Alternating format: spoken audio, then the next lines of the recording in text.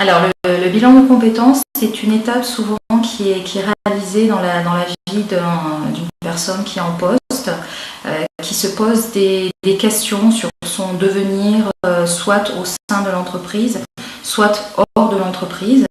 Un moment privilégié pour faire le point sur soi, sur son parcours et penser à l'avenir.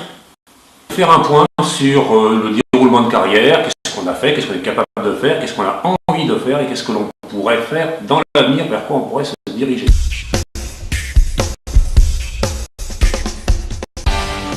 Les outils et diagnostics qui sont effectivement proposés dans le bilan sont tout à fait apportés.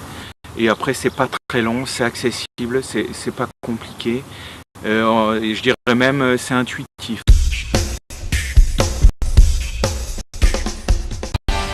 C'est une réflexion qui est accompagnée, puisque c'est plus difficile de le faire tout seul, avec un conseiller spécialisé dans cette démarche et, si possible, spécialiste de vos métiers. Il y a deux options principales. La personne peut faire le bilan de compétences sur le temps de travail.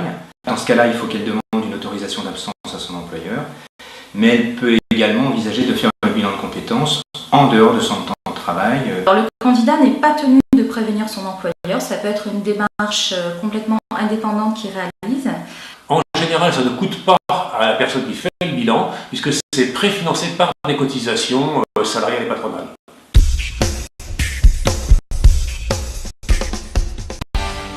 Alors, la plus-value de faire un bilan en général, c'est que souvent les gens ont les idées claires maintenant sur ce qu'ils savent faire, sur ce qu'ils veulent faire et là où ils veulent aller et pourquoi.